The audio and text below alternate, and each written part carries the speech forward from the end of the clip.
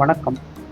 இப்போது நம்ம திருச்சியில் இருக்கிற திருப்பயஞ்சீலி, அதாவது நீலிவனேஸ்வரர் கோயிலுக்கு தான் போயிட்டுருக்கோம். இந்த கோவில் வந்து திருச்சியிலேருந்து ஒரு 20 கிலோமீட்டர் தள்ளி உள்ளே இருக்குது.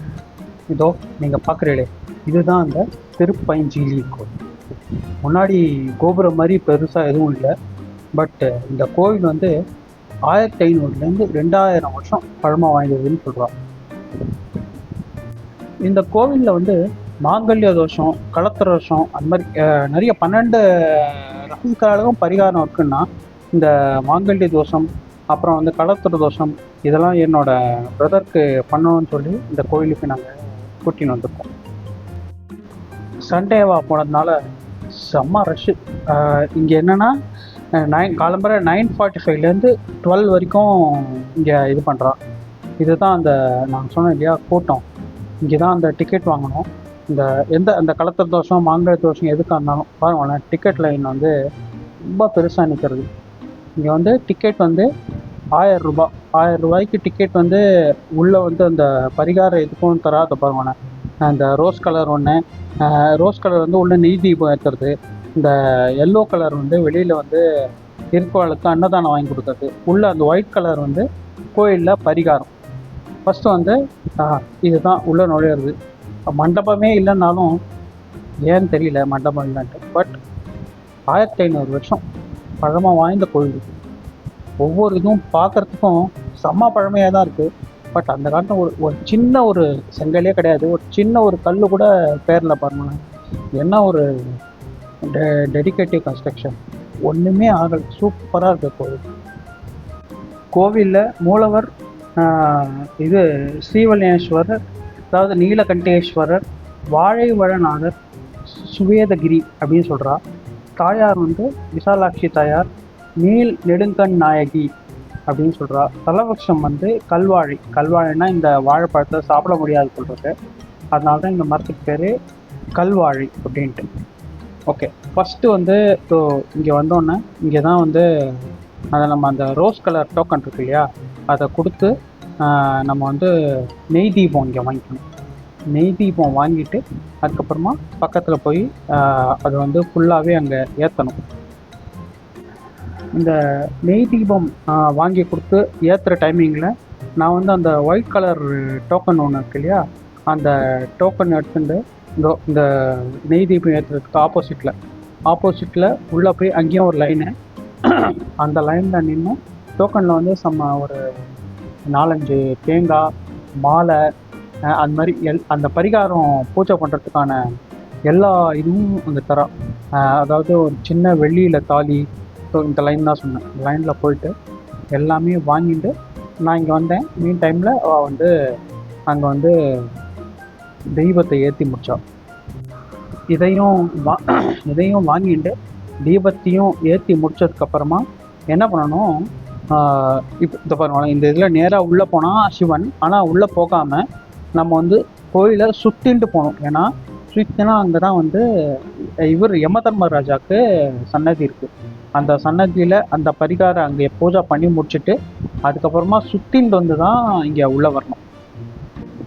திருக்கடையூரில் வந்து சிவன் வந்து காலால் உதைச்சதுனால மாண்ட தர்மராஜனுக்கு இறைவன் வந்து மீண்டும் குழந்தையாக உயிர் கொடுத்த தலம்தான் இந்த திருப்பயஞ்சீலி.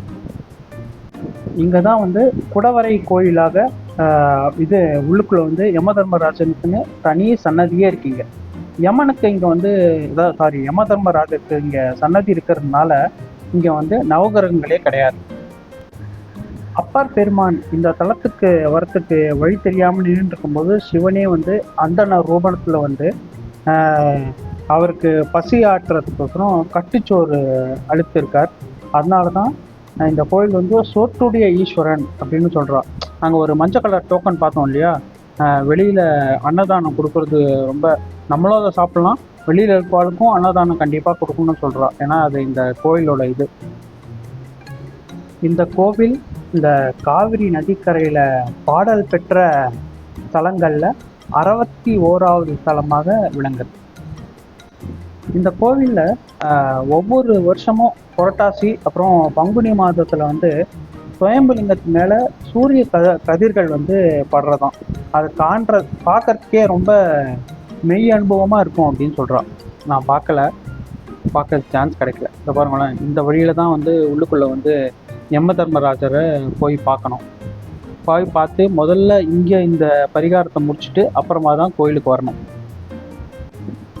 ஆஸ் யூஷுவல் உள்ளுக்குள்ளே வந்து நம்ம ஃபுல்லாக எடுக்க முடியாது அப்படிங்கிறதுனால உள்ளுக்குள்ளே அந்த குடவரை கோயிலுக்கு உள்ளே போய் என்னால் எடுக்க முடியல. அதனால் வெளியிலேயே அந்த என்ட்ரன்ஸ் வரைக்கும் தான் எடுத்திருக்கு. உள்ளே இறங்கிறதுக்கு வந்து ஒரு 12 படி இருக்குது.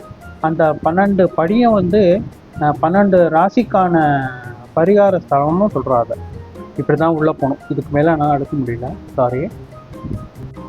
இங்கே இதோ இந்த யம தர்மராஜா பரிகாரம்லாம் முடிச்சுட்டு வெளியில் வந்தோடனே இங்கே இந்த யம தீர்த்தம்னு இருக்கும். இந்த யம தீர்த்தம் வந்து ஒரு ஸ்பெஷலான அந்த கவுண்டரில் லைனில் நிற்கும்போது ஒருத்தர் வந்து கேட்டா, இந்த மாதிரி எனக்கு யம தீர்த்தம் வேணும் அப்படின்னு சொல்லி. இது என்னென்னா, இந்த யம தீர்த்தம் கொடுத்தா ரொம்ப முடியாமல் இழுத்துட்டு இருக்கிறவா, உயிர் போகாதவாளுக்கு இந்த யம தீர்த்தத்தை கொடுத்தா உடனே உயிர் போயிடும் அப்படின்னு அங்கே டீட்டெயில்ஸ் சொன்னால் கேட்டேன். அதை எப்படி தருவா என்னெல்லாம் தெரியாது. பட் இதுதான் இதுக்கு உண்டான டீட்டெயில்ஸ். இந்த கோவிலை வந்து நம்ம சுற்றிண்டு சிவன் சன்னதிக்கு போகிறதுக்கு முன்னாடி இந்த 7 தீர்த்தங்கள் இருக்குங்க. அதான் யம தீர்த்தம் சொன்னேன் இல்லையா? யம தீர்த்தம் இல்லாமல் விசாலாட்சி தீர்த்தம், கல்யாணி தீர்த்தம், அக்னி தீர்த்தம், தேவ தீர்த்தம், அப்பர் தீர்த்தம், அப்புறம் மணியங்கருணை தீர்த்தம் அப்படின்னு மொத்தம் 7 தீர்த்தம் இருக்குங்க. இந்த கோவிலோட இன்னொரு வரலாறு சொன்னேன். இந்த 7 கன்னிமார்களான இந்த பிராமி, மகேஸ்வரி, கௌமாரி, வைஷ்ணவி, வாராகி, இந்திராணி, சாமுண்டி இவா எல்லாரும் திருமண வரம் கேட்டு இங்கே தவம் இருந்திருக்கா. அப்போ வந்து பார்வதி தாயார் வந்து அவள் முன்னாடி தோன்றி அவளுக்கு வரம் அளித்ததோட இங்கே வந்து வாழை மர வடிவில் வந்து இங்கே குடிக்கொண்டு எல்லாருக்குமே வந்து காட்சி கொடுக்குறா. இந்த வாழை மரத்தை தான் வந்து சிவபெருமானோட சிவலிங்கமும் வந்து சுயம்புவாக இங்கே சிவபெருமான் எழுந்தொள்ளி இருக்காருன்னு சொல்கிறா. அதனால தான் இங்கே வந்து இந்த மாங்கல்ய தோஷம், கலத்த தோஷம் எல்லாமே பண்ணினா பரிகாரம் பண்ணால் நிவர்த்தி ஆகுது அப்படின்னு சொல்கிறது ஒரு எழுதி பாருங்க. இதுதான் வந்து இதுதான் சிவன் கோயில். இது வழியாக தான் நம்ம ஃபஸ்ட்டு உள்ளே போகணும். உள்ளே கொஞ்சம் கொஞ்சமாக எனக்கு வீடியோ எடுக்கிற சான்ஸ் கிடச்சிது. அதனால் எடுத்திருக்கேன், முடிஞ்ச அளவுக்கு எடுத்திருக்கேன். பழங்காலத்தோட தன்மை வந்து அப்படியே க்ளீனாக தெரியுது. இதுக்கப்புறமா நாங்கள் வந்து பரிகாரம் பண்ணத்துக்கு ஆரம்பித்தோம். இப்போ ஃபஸ்ட்டு வந்து அவளை கூட்டின்னு போயிட்டு ஏன்னா அந்த வாழை மர பரிகாரம்னு சொல்லுவாங்க. அது பாருங்க, இந்த இடத்துல தான் முதல்ல ஆல்ரெடி அங்கே நடந்துட்டு இருந்தது. அதனால இங்கே வெயிட்டிங்க்கு இங்கே உட்கார வச்சுட்டு அதுக்கப்புறமா அவளுக்கு வந்து வாத்தியார் வந்து உட்கார வச்சு அவள் அந்த பூஜையெல்லாம் பண்ண சொல்லி பூஜையெல்லாம் பண்ணி முடிச்சதுக்கப்புறமா அங்கேயே வாழை மரம் வந்து தனியாக ஒரு தனியாக தோப்பு மாதிரி எங்களெல்லாம் போய் பார்க்கக்கூடாதுன்னு சொல்லிட்டா. அதனால் அந்த வாழை மரத்தில் போயிட்டு இவாளுக்கு வந்து அதுலேயே வந்து ஒரு இது கொடுத்துருப்பா, பட்டில் துணி மாதிரி கொடுத்துருப்பா. அதை நம்ம அந்த 1000 ரூபா கொடுத்து வாங்குகிறோம் இல்லையா, அது எல்லாமே வந்திருக்கும். அந்த வாழை மரம் இதுக்கு போயிட்டு அந்த துணியை வந்து அந்த வாழை மரத்தில் போர்த்தி அப்புறம் கொடுத்த அந்த அந்த கயிறு கொடுத்துருப்பா, தாலி கயிறு. அங்கே வந்து அந்த வாழை மரத்தில் வந்து அவளுக்கு கல்யாணம் பண்ணுற மாதிரி அங்கே வாழை மரத்தில் பண்ணி தாலி கட்டணும். தாலி கட்டிட்டு வெளியில் வந்ததுக்கப்புறமா அந்த சின்னதாக ஒரு வெளியில் வந்து ஒரு மாங்கல்யம் கொடுத்துருப்பா. அதை வந்து அவன் வந்து அந்த இடத்துல இந்தியலில் போட்டுட்டு எல்லாம் பண்ணிட்டு வரணும். பண்ணிட்டு வந்து தான் இது பண்ணுறது தான் இவாளோட இந்த பரிகார தோஷம்னு சொல்கிறான்.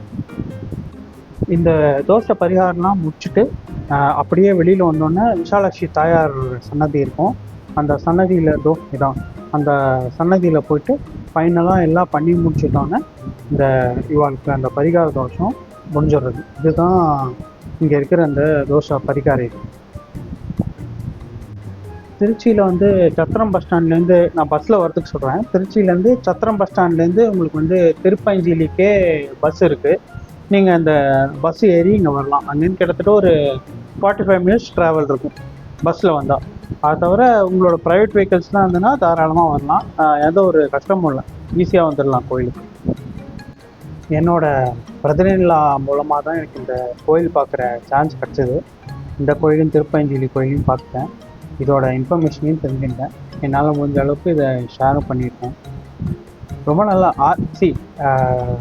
1500 வருஷம் 2000 வருஷம் அந்த மாதிரிலாம் நம்ம வாயால் சொல்லிடலாம். பட் நேரில் போனோன்னா அதோட இம்பேக்டை டெஃபினட்டாக உங்களால் வந்து அந்த கோயிலோட அமைப்புலையும் அந்த கோயிலோட தொன்மையிலையும் அழகுலையும் க்ளீனாக பார்த்து சொல்ல முடியும். சான்ஸே இல்லை. மிஸ் பண்ணாதீங்க. சான்ஸ் கிடச்சதுன்னா, உங்களுக்கு பரிகாரம் இல்லைன்னா கூட பரவாயில்ல, சான்ஸ் கிடச்சதுன்னா அந்த கோயிலுக்கு போயிட்டு வாங்க. ரொம்ப நல்லா இருக்கும். Really I enjoy.